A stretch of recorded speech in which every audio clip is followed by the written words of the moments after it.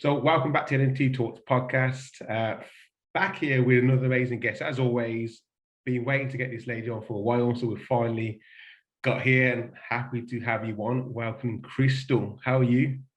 I'm good. How are you?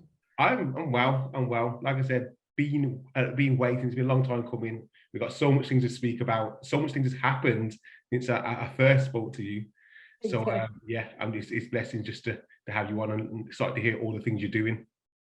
But let me give a small introduction a bit about your background. The reason why I wanted you on, because obviously you're based in Paris. I would say you art director in music and songwriter also, and also the founder of Black NFT Creator, which is obviously highlighting Black artists. Is it just in the NFT space, or would it just in the NFT space, would you say? It's just in the NFT space, but I do highlight some artists that are interested in becoming NFT artists who are not currently NFT artists. Okay, and also since you're the ambassador for KnownOrigin too, also, which is fantastic, like amazing platform, and having someone like yourself being an ambassador and out there, it's always good in the space.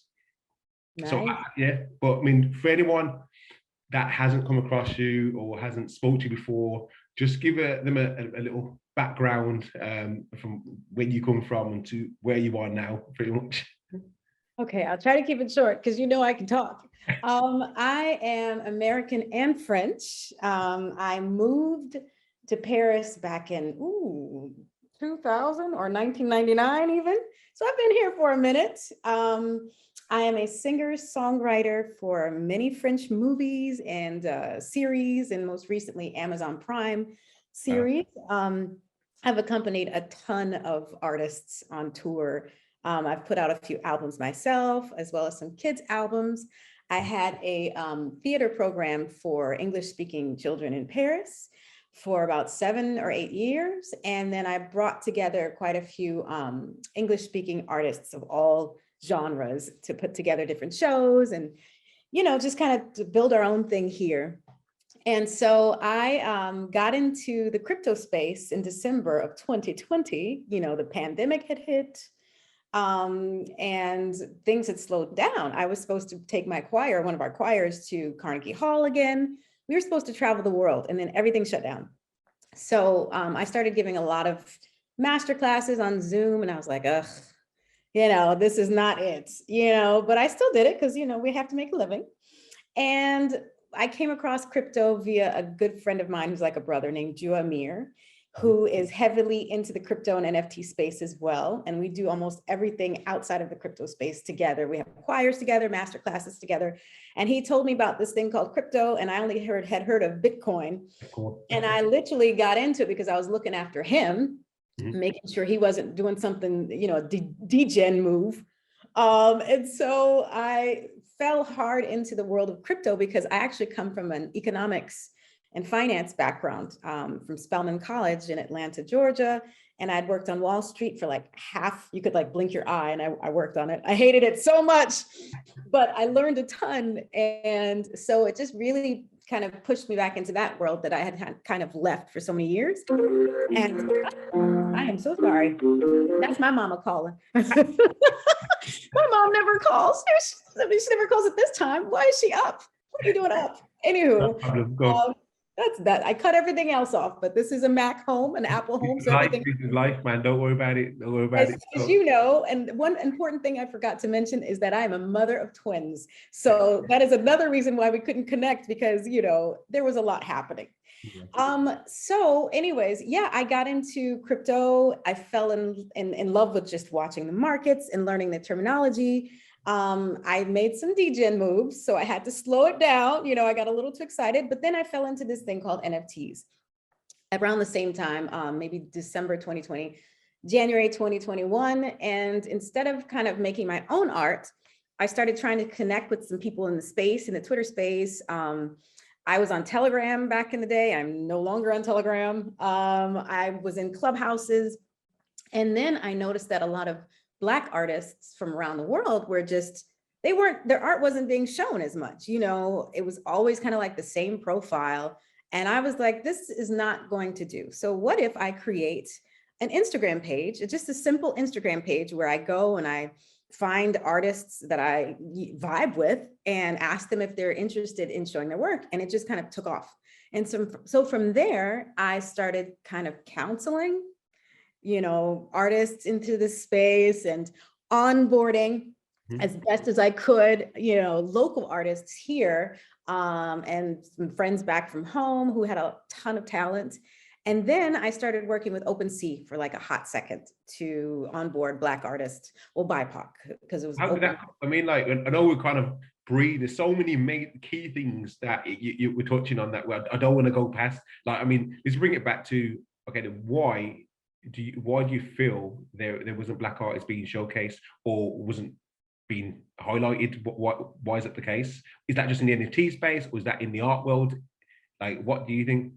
In the art world, I was kind of spoiled in my art world, because it was quite the opposite. Lots of times I got calls to help find talent, and they specifically wanted Black folks, in the singing. It was, movies is a little bit different here in Paris. So there's a bit of a problem with that. But as far as music, it was always the opposite. So that wasn't something I saw.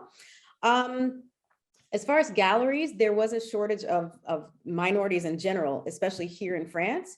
So I tried to do what I could. And every time I had an exhibition, I tried to highlight minorities.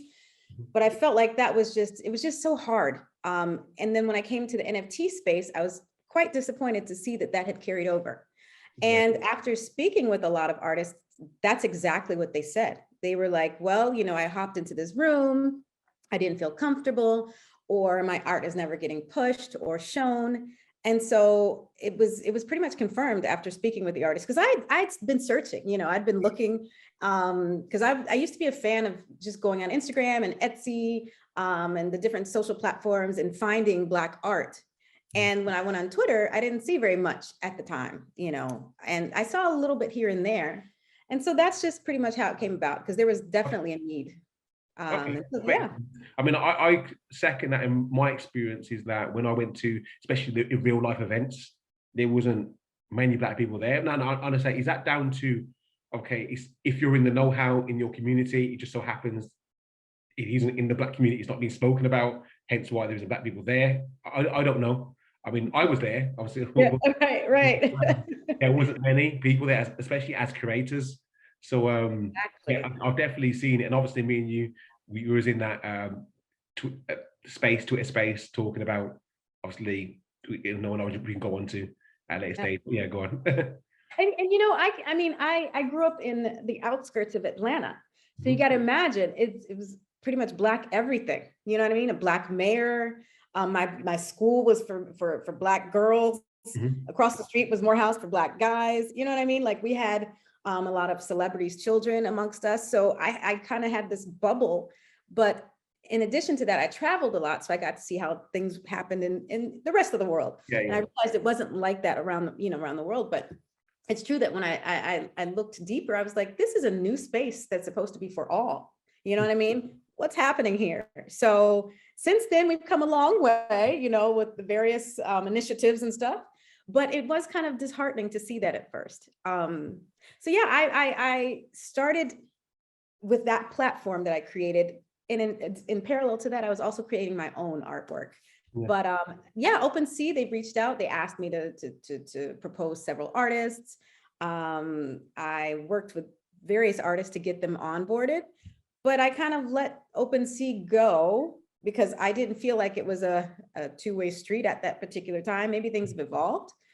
And then I just, I started making my own artwork. I started getting involved in the community. I started spending most of my waking hours in the NFT space, just multiplying those hats. Like, I was a host of this space. I was an artist, and then I was a curator, and then I was an advisor. There were so many different hats that I was juggling. And then at that time, I got on KnownOrigin. I didn't even think I was going to get on KnownOrigin. I thought they seemed pretty darn cool. And I was like, this looks like a platform that I vibe with. This looks like a platform for me. And plus it's a newer one. Let me try it out. And then from there, they discovered Black NFT creators. And so, you know, I helped out with the Black History Month, UK Black History Month campaign, and that went super well with Mikkel. I just want to adopt him. I love him so much. Hey, shout out to Mikkel. Yeah, Exactly. yeah, He's hilarious, and he is a wonderful addition to the team, and the entire team. They're great, you know? And then it's just like everything unfolded before my eyes. 22 years in this industry, like working from the ground up, being an artist, wearing multiple hats. And in less than 6 months' time, I was, you know, going to Rome and presenting this artist, and then going to this particular gallery or this art house, and just doing all of these things in such a short amount of time. But I must admit that it did feel like 6 months felt like a couple of years, because things change and move so quickly. But it's like I don't know, it's obviously something we've never experienced before, but I kind of liken it to the excitement that some people felt back in the day when the internet was, you know, coming out, and but even more intense. And I had neighbors on both sides that, I don't know, I must have been like 11, 12. I have no idea. I'm dating myself here. But my neighbors were like, that'll never work. You know what I mean? And here we are. So, yeah, that's the exciting part, isn't it? When you feel like people are doubting it and you're thinking, well, you don't know. Like, I think it's lack of education. And then the fact that a lot of people don't really understand what it is. I think that people misinterpret what they even think is just NFTs is just art, but it's a technology applied to art at the moment, but it's going to disrupt so many different things, and it makes so much sense. I don't see why it isn't going to work. That's my opinion. So it's very exciting. I agree 100%.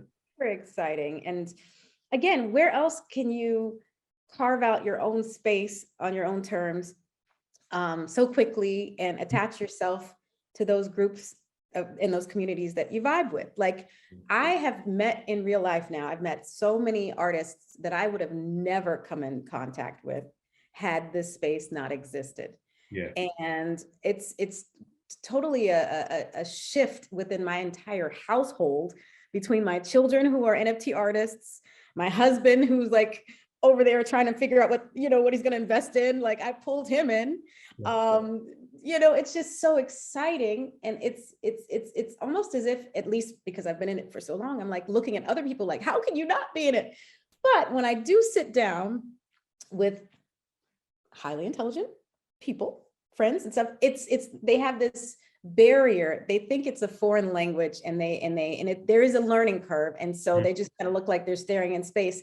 So there is going to be some sort of adoption period. It's going to take a little bit of time, but I feel like once they get it, the ones that have gotten it, and it's only been like a month, they really get it, you know, and their minds are blown. But the other ones who are sometimes as well, let's take some of my musician friends, for example, stuck in that old paradigm, you know, they can't make heads or tails of it. They can't understand what's going on at all. But I think it's again, people don't really want to understand if it is what we say it is, it's going to change their world so much that they're going to have to learn it, start again. Like, pretty much. So I'm thinking like, no, it isn't going to work, because I don't really want it to work, because it's going to be a lot of work that I'm going to have to figure out, and I don't understand it. So yeah, it can be quite scary for a few people. I think that's especially people that like music industry, artists and so on. I think it's a younger generation that are really gonna really take this on board. I feel that's going to be, say, the next 4 or 5 years, we're going to see a lot of people entering the space, younger generation. Definitely. I think it should be taught in schools. You know what I mean? 100%. And that's the other thing. People, like you said, sometimes they think NFT and they think art, or they think NFT and they think scam or Ponzi scheme. They think all of these different things without really figuring out and taking the time to see what it really is, the technology behind it, and how it is going to change the world, how it's already starting to change things in this world. Yeah, but don't get me wrong, there are scams in this space. Of course. Just as in the real world. It's just human behavior. It's not, the technology isn't the scam, it's the way humans are using it. People who abuse technology regardless, and they're the same people that will abuse things in the real world. So you just got to do your due diligence and learn and protect yourself, and put yourself in a position of where you know not to be taken advantage of. That's all it is, pretty much, I feel. You're absolutely right. I agree. That's just since the beginning of time though, right? There's always somebody trying to scheme somebody and, trying to pull a fast one. And you're absolutely right. Security is key. Like understanding what to do, what not to do. Even myself, I consider myself to be pretty knowledgeable when it comes to all of the things on the list of what to do and what not to do. Until I went to Rome and I sat with one of my good friends who's an artist in this space named Simona. She's Italian and she's over cybersecurity. And she worked for several top companies for 10 years in their cybersecurity space. And now she works for quite a few platforms. And so we were, having a good time after our exhibition and drinking vino, red wine and having pizza. And she was like, Crystal, you know that you should not have this and this on your phone. And I'm like, oh yeah, but don't worry. First of all, I never connect when there's Wi-Fi or like somebody else's Wi-Fi. And I never do this and I never do that. She's like, I could take your phone and I could probably like hack this in like 2 seconds. So please take this off. And I just couldn't believe it. So even, me, we all have to be super careful. But if we are, we do the best that we can because we can't be perfect all the time, then we should be okay. And we should be able to thrive in this space.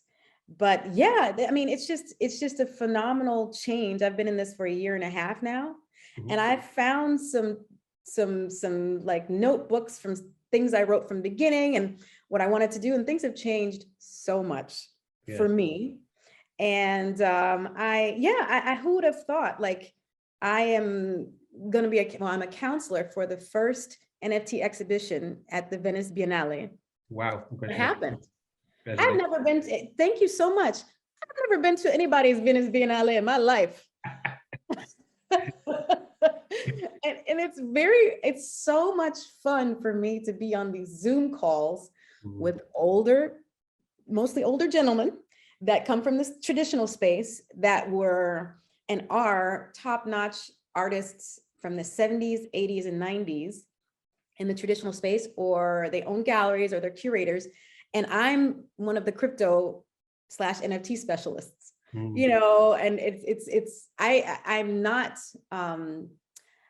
I feel like I have my place, and it's a growing thing for me and I love it. But had you told me 1.5 years ago I'd be doing that, I would have probably looked at you like you're crazy. You know what I mean? Like there's no way. Crystal, how do you get to that point? Because I've had other advisors on. I had Diego, he helped advise with the Adidas campaign and so on. And I always said that, okay, then how do you build yourself up to this point of being an advisor? How do you put yourself in the right places for people to have that credibility? You can have some sort of credibility too also, I'm assuming. So yeah, how do you get the opportunity? It's super simple and complicated at the same time. The basic answer is to put yourself out there, like to be original, to go into communities that you like and to talk to people, to promote other people's things. Don't just get on there and just sell, your products like some sort of bad infomercial or something, which I see, go and just do something. For example, when I came into this space, I didn't know what the heck I was doing. So even when I created the Black NFT Creators Instagram account, I didn't think much of it until people told me how much, and to this day, people tell me how much confidence that gave them because somebody believed in their art enough to showcase it on a simple Instagram page. You know what I mean? And so from there, I ended up speaking in a lot of different communities, especially communities that didn't have someone to represent the minority's voice or even the woman's voice, or sometimes the both. And so, I'm also somebody that's I'm a social bug. And if you haven't gathered, I like to talk. Now, one of my twins inherited that from me, and I'm just like, oh my God, he talks so much. But I know where he got it from. So, I'm not afraid. I wasn't intimidated going into these spaces with mostly like straight white male, guys, mostly from America, talking about bro stuff, just stuff that I didn't vibe with at all. I didn't back down. I went in and I talked, and that got me to the next step. That got me, DMs asking if I could talk in this particular space, or if I could counsel them on this, or what did I think about this? And so it was just mostly me being open to opportunities, me finding the right spaces, because they're not all right. You know what I mean? They don't all fit us all perfectly, and being present. And that is the best way that I've seen people carve out these wonderful opportunities for themselves in such a small amount of time. You know what I mean? So you go in and you're the total opposite of greedy. You're giving, you're yourself, whatever personality you have. You don't have to be like me, but whatever it is that you have to offer, you give that to the space. And that is literally what helped me climb. Each particular thing helped me climb to a new level. And that's the thing, there's no roadmap for this. You know what I mean? I'm going to say, so like, I feel like what you're pointing out there is, I think one of the most important things, what I've stressed to people have heard me say before on the podcast, is relationships at this point is the most important thing. I feel like some of these people, including yourself, are going to go on to do so many great things and build a relationship with people that are going to be in great positions in the future, and being pioneers of the space is, you don't get that. You don't, like, I think I've looked at this like maybe Silicon Valley, and you was being able to speak to Mark Zuckerberg or so on, and everyone knew each other. They're all a part of each other's projects. This is what this is going to be. So speak to people, help people, be a part of what's going on.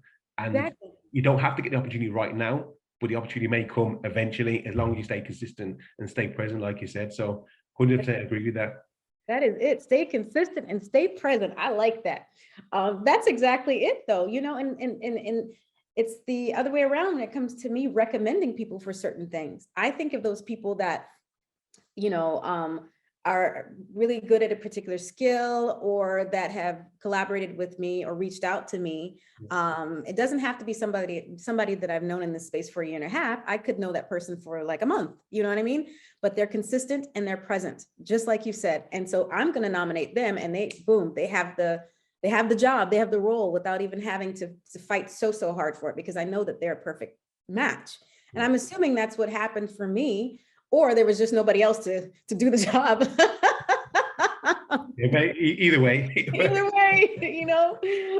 So yeah, and plus, of course, it's new. So we're all still feeling our way through this whole thing. But if you can come in and you can give a little piece of yourself, to the extent that you want to. I'm not saying you have to, reveal everything, because I know some people are shy and some people are introverts, and I totally get that. But there are other ways you can contribute as well. And if you just do a little bit of that on a consistent basis, then I feel like things are going to come, opportunities are going to come. It's so new, every day, even in the World of Women Discord group, there are new people coming in every day, and every time they're like, this is such a welcoming, fuss-free Discord. You come in and you feel like family. And there are a lot of new people who don't even own World of Women. They don't own an NFT from World of Women, but they love the space. And then we see those people and we think about the things they said and the contributions they gave, and you just never know. All right, so I know you're talking about you helping other people all the time and putting people on. Let's go and focus on yourself now. I want to talk about your work and the work that you're putting out. So you got a recent project called Village, is that right? Yes. So tell me the type of work, because explain to me. I'm not going to try and explain it myself. Explain to me what it is, and then I'll ask my questions. Like, explain the concept and what you try with that piece of work there. Okay, so when I first came into this space as an artist, I actually wanted to challenge myself and not do anything music based, because people just assumed I would make music NFTs. So I pulled out my cameras and stuff and started taking pictures of Paris and things like that. And I love it. However, parallel to that, in the real world, I was working on a show with a pretty renowned dancer choreographer named LaMichael, who lives here. He's from Florida. He's also the MC at a big, it's kind of like the Moulin Rouge. It's called the Lido. And he's also the muse for all of these brand names like, Vuitton and all just fabulous, honey. And he and I are really good friends. And we met a young filmmaker named Cindy, who needed to put together a project for her master's degree, if you will, for the end of the year. And so she asked if she could follow us for 6 months while we were trying to come up with the concept. And the concept was to have a music, like a dance piece with a soundscape at a beautiful art gallery here in Paris. And this particular art gallery is on the island. In Paris, there's something called Island of St. Louis, Ile Saint-Louis. And Michael lives on that island. And the running joke was, I've been here forever and I had never met anybody that lived there, because even Madonna can't get an apartment there, apparently. It's like old money, nobody sells, it's so expensive, it's so beautiful. I go there and I have like a half a baguette and just sit there on the Seine River and watch and then come back home, and he's like, I live there. And so we have this, running list of who's bougier and all this other stuff. I said, you win because you live there. And so I said, and an art gallery there that I've been trying to get into forever, and we're going to have our show there. So all of these things aligned. Cindy asked if she could film us and film what it was to put together a piece. So we started from scratch. And I was still finding my way in the NFT space, still putting out my abstract photos, but all the while thinking this would make for a fantastic NFT. What? I don't know, because at that time in January, there weren't very many like video music NFTs. It was isn't really, to be fair, there isn't a lot of them really, but yeah, exactly. And it was like 2D and some 3D, and then photos came a little bit later. But I had that in the back of my mind. So we went about creating this, and I did the soundscape, and he had me dancing. I like to dance, but he's like a real dancer, And so and then I had him, since he had me dancing, I had him lay down some vocals. And so we put together this piece, and then Cindy put together a documentary that she showed at a beautiful theater here. When I saw it on the big screen last June, I said, this is just too good to not turn into an NFT form. So the whole video was much longer, the whole movie, of course, but I said, what if we did like a 3-part thing, 3 songs, and maybe a minute and a half each. I'm on this new platform that I love called KnownOrigin. Maybe we can do something. And so we looked through hundreds of hours of footage and found what we thought would be the ideal shots to go with the music that I wrote. And so, yeah, we put it out, and I put out the soundtrack as well, just if people just wanted just the songs. And it did quite well. I got a lot of good reception from that. And these are non-NFT artists. Yeah. Cindy at the time was not an NFT artist. LaMichael, he was like, I don't understand this terminology, but it sounds great and I'll do it. And now they haven't taken a further step, but they're very well versed in all things NFTs. And he's currently filming something for another NFT. So they're heavy into it. But I got so many, DMs and messages about how wonderful people found that particular project to be. How does it work though? Like, what do you get? I just want to understand, like, what do you get with it? Like, okay, do you get the visuals? Is it separate? The music comes separate? Like, is it unlockable? Like, I just want to.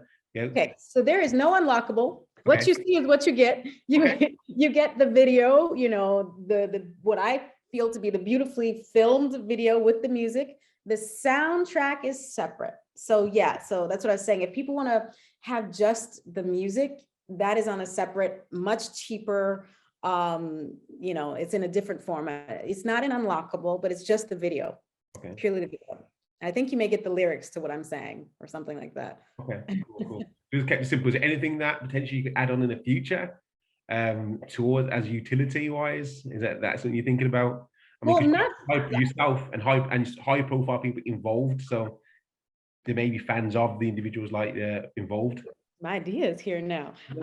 Actually, that's not a bad idea. For this particular project, I had not thought about that. I had thought about utility for upcoming musical projects, or different things like, and LaMichael was involved in this, and Cindy as well. My friend Jua, with whom I have a couple choirs, we put together a pretty swanky NFT. I think I told you about this NFT event back in November. Yeah. Featuring live music and stuff. And those people that had the particular NFT, the utility of that is they are forever invited to all of our events. And so that includes concerts that includes NFT events. We're going to have a huge NFT gala, very swanky, in September of this year. And those tickets well, they get in for free with that NFT. So that's the type of utility I thought of for those, for that project and projects to come. But for Village, I had never really thought of anything further other than the video itself. But, who knows? Who knows? They may get a nice airdrop. That's the beauty of it, isn't it? Like, this beauty, you can add value at any point. Like at any point, yes. Yeah, so it's always interesting, and that's why I thought actually like to get it, because your background, your connections, what you're involved in so many different industries, and you could do so many different things. I feel like anything that you drop, you could add value from so many different angles. Yeah, it's always good to collect something that you're doing. I just feel as long as you're doing something like that. Exactly. You're absolutely right. You're absolutely right. Now, I do have ideas for airdrops for my collectors. Mm-hmm. So, you never know. You never know. What about on the advisor side then? Are you looking to sell your knowledge as an NFT? Like, this is something that, like, like Gary Vee did the whole, if you get this, you get a 10-minute Zoom call with me and so on. Is that something you're looking to do in the future?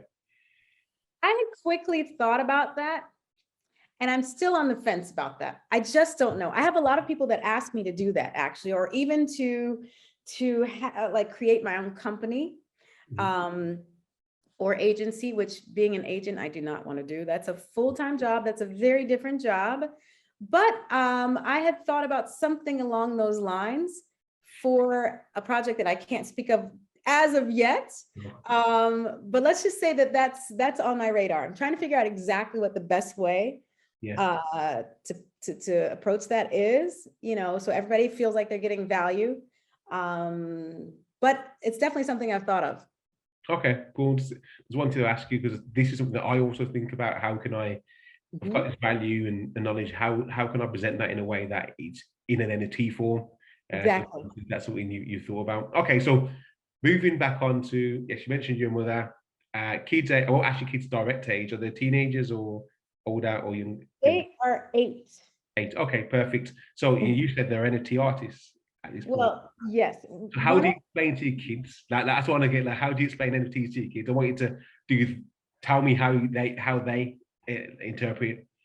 Well, I took it from, believe it or not, the Bitcoin angle. I'll tell you why. Because one of my sons had, I don't know how, seen like a very, very elementary, what is Bitcoin, like an intro to Bitcoin. And it briefly touched on, after that, blockchain technology. So he kind of got the bigger picture. And he understands that, well, Nyla, first of all, bought 4 pieces from him. Nyla from Long Necky Ladies. Oh, that's beautiful. Who he admires very much.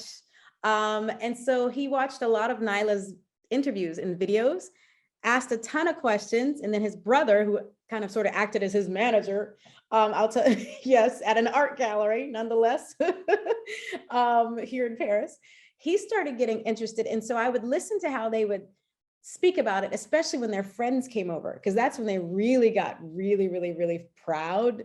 And they would say, oh, well, my mom's an NFT artist and I am too. And the friends would ask, well, what does that mean?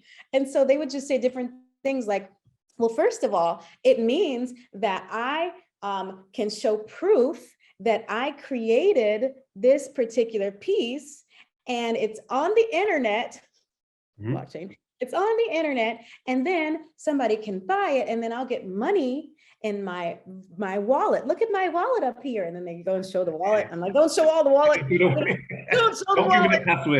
Don't give away anything. And then the friends are still like, huh, is that money? Is that real money? Yes. If I change it into euros, I can really have it. But mom says I can't right now. That's a different story. And then they say, and then if Nyla resells it, I get some more money if she resells it. How cool is that? And then we're going to Japan. That's all they remember. Because we have a family goal of selling enough, NFTs. Okay, I hear that. I love that. So that's their like basic understanding of what it is. It's something that remains forever on the internet, and their friends can go and see that they actually created it like that. So hey, that's good though. I feel it's an overview, like a basic understanding, but yeah, that's what it is to a certain extent. So it's only onwards and up there, from onwards and up. And the fact that they can explain it, that's great. And they're the comments to do that. Right. And going back to the Bitcoin discussion, one day, apparently in class, the teacher asked about traditional banking. Oh. And my child, who had seen something about Bitcoin, like everybody's talking about going to the bank and opening up a savings account or a checking account. And my kid raises his hand. Yes, Dorian. And there's this thing called Bitcoin, and blah, blah, blah, made by a guy named Satoshi, but nobody knows who he is. And then, it's money for all. And anybody can have it from around the world. And it's a fair system. I was just like, you raised your hand. And what did the teacher say? She was like, I've heard of Bitcoin, but we're just going to keep it to the, traditional. The other kids are like, what is he talking about? So you got to watch out for him then, because he's being on the ball. Right. He's on the ball. I did not even tell him to say that. So okay, so we talked about obviously what you've been doing in the art side of it. Let's talk about industries. I mean, obviously the music side, you didn't go on that side, but I really think music's going to really take off this year, especially. What does it look like for you, NFTs in your music, and how do you see people using it, whether they're songwriters or beat producers, beat makers, or so? How do you feel people are going to use this technology? Well, let's just go back a little bit. First of all, the idea of provenance and ownership is really groundbreaking in this particular industry. I will never forget when I was a naive 22-year-old that sat in on a writing session, and I wrote all those lyrics, and I wrote the melody, and I even recorded some of the background vocals. And next thing I know, the song was out and doing pretty well, and I had nothing to show for it. And I remember crying my little 22-year-old eyes out about it and just thinking, this is crap, and this world sucks, and it's not fair.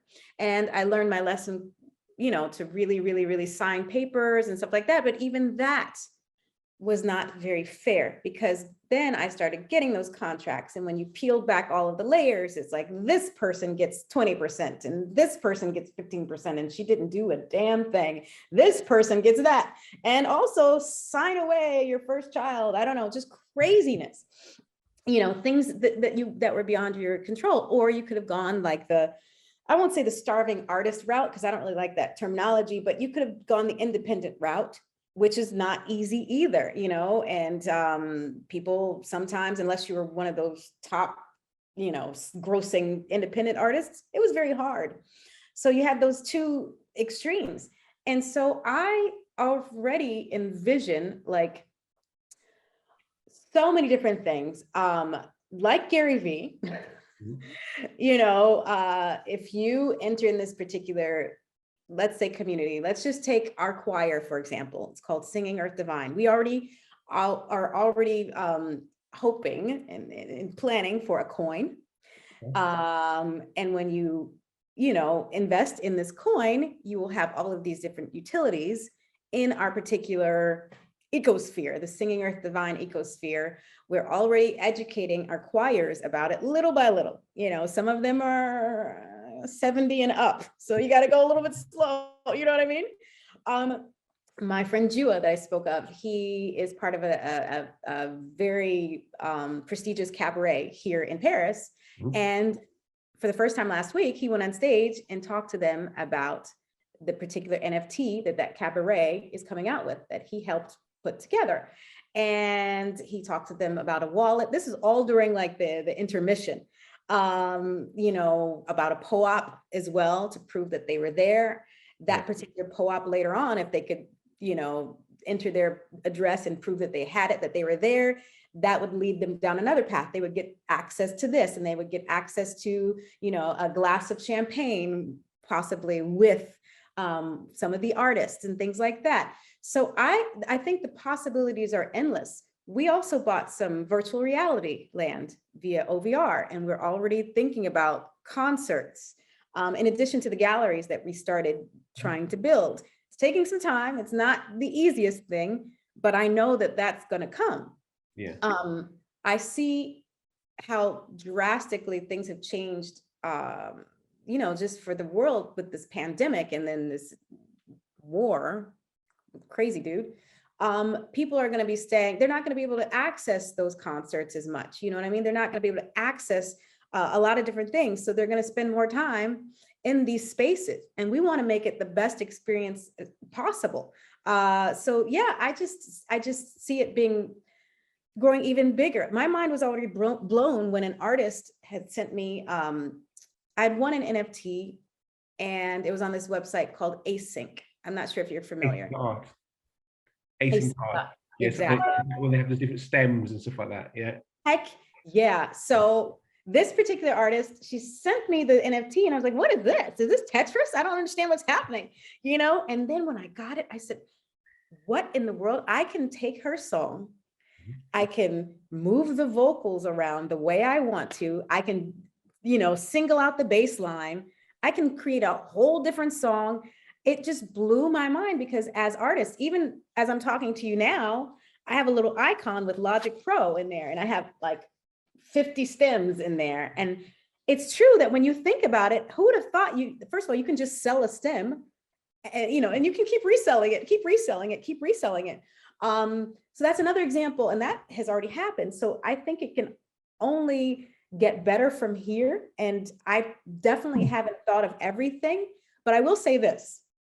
Most recently, when I was on Twitter and I saw that Snoop had opened up a room, a space, and he was sitting there with his son by himself for a hot second, I hopped in there. I was like, this is too good to be true. I've been in this industry for 22 years, had no access to Snoop.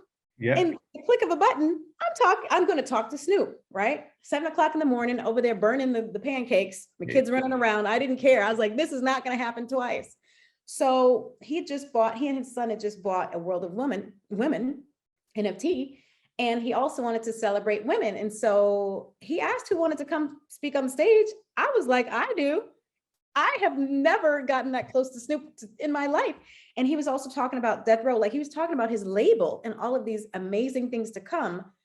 First of all, even thinking of that, buying an old label and turning it into an NFT label, never would have thought, you know what I mean? Firstly. Secondly, this space allowed me to talk to Snoop and his son, who's amazing. Cool guy, and he's the brains behind everything. Like, cool exactly. yeah, he's pushing it, man, for real. Yeah. Exactly. And so then, you know, I literally walked in there and told my husband, I said, watch this, I'm about to talk to Snoop. My husband knows I'm like half crazy, half sane. So he was like, maybe she might not be, you know, lying. So I literally clicked it. He's like, hey, Crystal, you know, with that very recognizable voice. And I was like, well, hello, Snoop. You know, and I told him what I did here. I told him I welcomed into the community, World of Women community. And then his son said, I'm going to reach out to you because I like what you do. And I think it's fascinating. And so there you go. And he did. So where else could that happen? You know what I mean? So I believe, as you do, that music is next. I really do. There's an artist named Latasha. Yeah, she's pushing it on the Twitter spaces too, man. Like, yeah. It sure is. And it's a very small world, because I was trying to onboard, and still am, one of my baby cousins who lives in New York, who's just fascinating. And she said that one of her particular clients, she said, oh, I've got this client and she's doing very well in the NFT space, and she's a musician, and her name is Latasha. And I said, oh my God, that very well is an understatement. You know what I mean? And I followed, you know, her progress as well when I opened up Black NFT creators. And so it's just phenomenal what she was able to do. I don't know that she would have been able to do that in this traditional space. Same with the guy named Domino, a rapper from California, I believe. You know, he had been making music for a while. And, you know, just like I mentioned earlier, it's not easy for indie artists.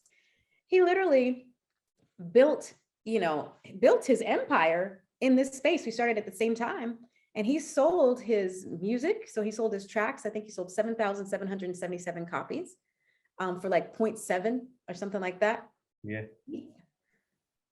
where else would that happen? You know what I mean? Yeah, it is crazy. Have you come across Little Bitcoin? No. He's a virtual, like he's a digital virtual artist like that. And I think, I mean, I think they've got signed by a big label already. I'm not sure, but I'm sure. I think so. I think they've got signed already. But Little Bitcoin, I think it is Crypto Chris. These are little characters, but the songs themselves, like, they sound good. So it's really, I feel that's going to be the future. And obviously you got the Bored Apes now, obviously being bought up by Universal and whatnot. Obviously you got Death Row label, they've got the apes, so obviously there's going to be something around there. Dr. Dre's got it, Eminem's got an ape, so there's going to be something musical around there. Like there's so much with the PFPs combinations and what you mentioned with async art. Like I've had async art on the podcast, so anyone that want to check in a bit more about that, go listen to that episode because it's amazing what they're doing. But yeah, I'm really excited. Another thing I'm really excited about, no one's really talking about as such, is the crossing over to different industries. So I think I really like the concept of digital fashion in the metaverse or in the real world, and attaching music to the physical or digital clothing. So obviously with albums you sell merch, but if you sold the album as a t-shirt and you can access that album via that t-shirt, I just think it's gamifying. I think it's just something different. Like you're wearing the album, you know what I mean? So exactly. And that's the thing. That's something we've never thought of before, because everything has been in its own little box. And now there's so much cross-pollination. You know, it's just fantastic.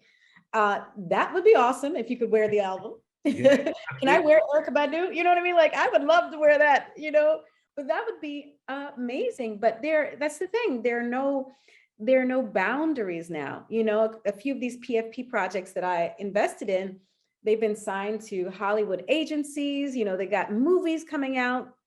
I know World of Women worked with a particular artist. They also have a soundtrack, you know, and if you just different, there's just so many possibilities, things that I haven't even thought of. But I know they're coming, and I know that, you know, it's just going to shake up, and it already has. I know for a fact, because I've talked to quite a few traditional labels, that they're pretty worried. They're stirred. A few major labels are, you know, that I talked to, the A&R people. They were already on the ropes because there was a lot of people just going independent anyway through social media. Now, I feel like the business model, I was speaking to a friend of mine, I feel like the business model is going to have to change for these majors, because I don't think they're going to be just thrown to the side, because there are people that don't know how to market or don't want to market. So that's where they're becoming useful in regards to outreach. However, in regards to the deals, they're going to have less say. Like, people are going to say, look, these are my NFTs. You can help me put it out there. You can get a percentage, but they're going to be in control to a certain extent, as long as they know what they're doing. So I think they just got to get on board, the labels. They've got to adjust quickly. Otherwise, there's going to be people that creating labels that are going to be in this business model, and the older models will just get phased out. Yeah, so, as they should. Yeah. I say that I worked with quite a few, but I just saw so many injustices and things, you know, that they don't make sense. And that whole model of taking 50% off the top for the publisher, that will be no more. You know what I mean? So I think it's great. Yeah, 100%. I think that you started touching on collecting, because obviously you collect NFTs yourself. World of Women, you know, you got one of them. Any other projects that you've invested to, or you're about to invest in? And this is not financial advice; it's just something that you're interested in. Right. Well, I've had to slow myself down, because I think I have like 240 NFTs. Some of them, now this being said, and you are right to say this is not financial advice, because some of them I couldn't even give away right now, you know, but they're my like what I consider to be blue chip ones that I have on my ledger, of course. Make sure you get a ledger. Of course, World of Women, I'm excited about long necky ladies. I've got, you know, 2 long necky ladies and 2 long necky fellas. And Nyla is someone who I think is going to go down in history. I love following her. She's got some more exciting news coming out, especially for children in the NFT space. And so that's going to literally reach millions of people around the world. I'm heavy into flower girls.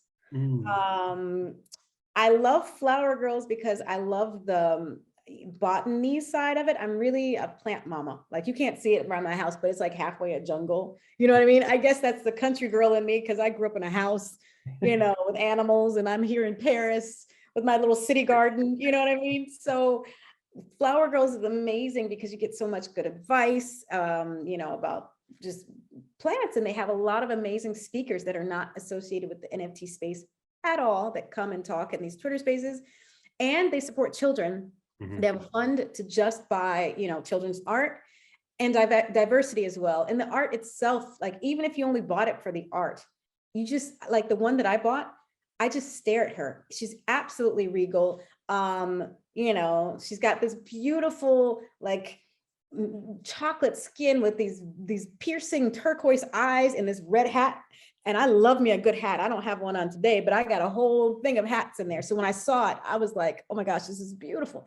I love them. I love Meta Angels. Okay. Meta Angels, I had been staring at from afar, like the art that the illustrator created.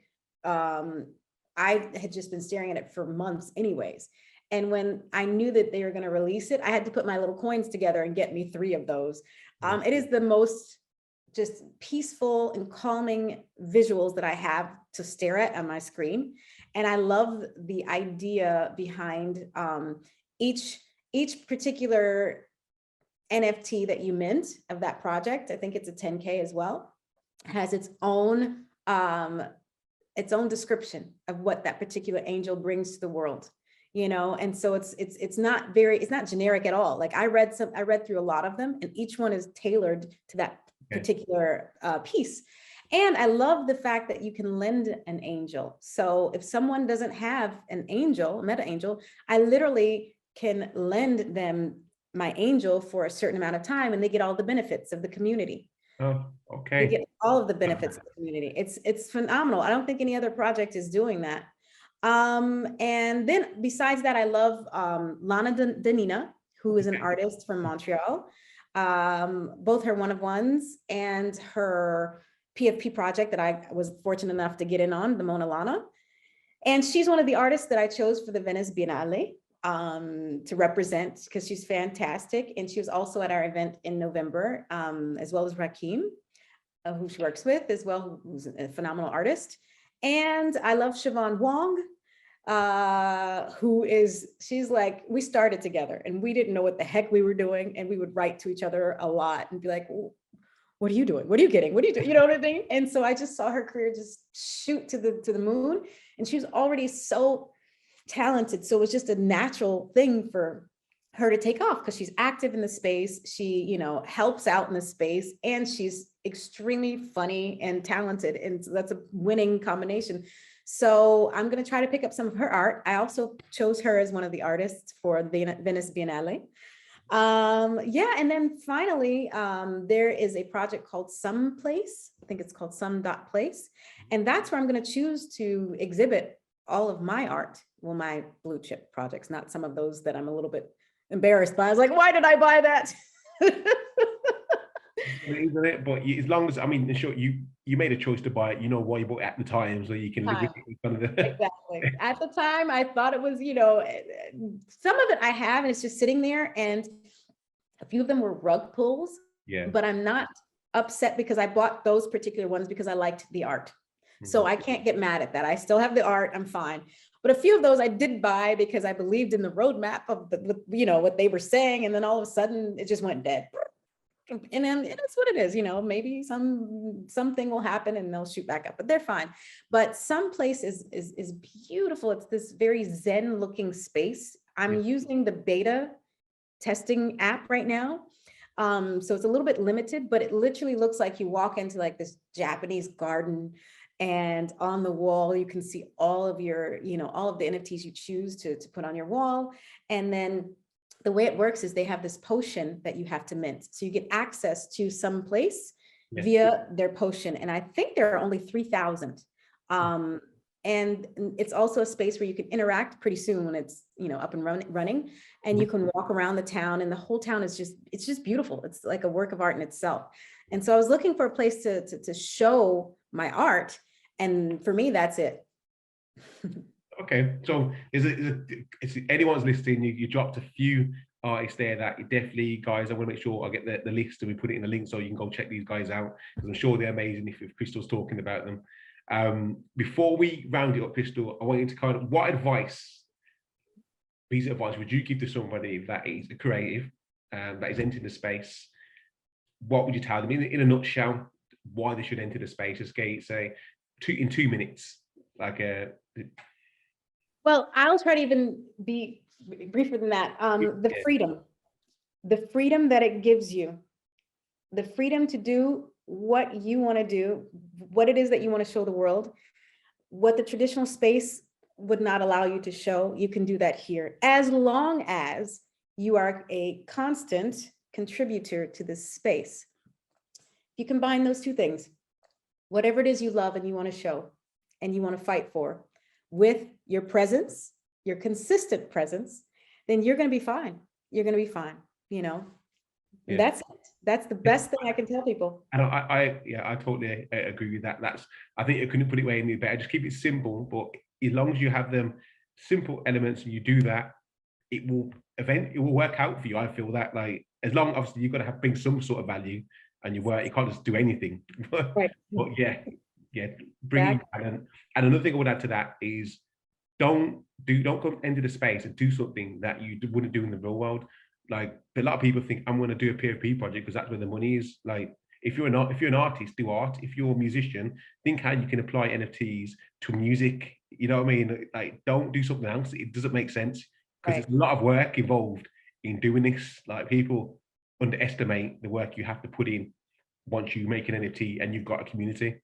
So you're absolutely right. Just to add to that for a quick second, when you come into this space, you really come into this space, and you're absolutely right. Don't try to be like this other person. Don't try to come out with, as you said, a PFP project because you think it's going to make you money, or you think that's the thing to do, because that is another thing that I get a lot of musician and actor and singer friends asking me. It'll usually start off with, I have to pay my rent next month. What's this NFT thing? Don't do that. Yeah, pay your rent. All about that. Get a book. Exactly. I don't know, become a real estate agent or something. You can choose your hours, do something different, but don't do this. That's what you don't want to do. Mm-hmm. When you come into this space, you really want to do your own research. You want to learn as much as you can, and you want to be yourself, and you want to give. You know what I mean? You want to give in whatever way that is, but you don't want to come in and try to just make a quick buck, because it will not be well received at all. Yeah, and I think that's a great way to end the episode. But Chris, thank you for your time, and obviously dropping all the gems and telling us about your journey so far. So excited to see what you're going to be doing in the future, because I doubt you're stopping here. It's onwards up for you. So where can people find you if they want to reach out to yourself? The quickest way to find me is on Twitter under Crystal P Night. Mm-hmm. Night as in nighttime. Okay, and I'll make sure I put that in the link below too also. But yeah, thank you for listening, everybody. Hope everyone enjoyed it. Everyone stay listening and stay blessed.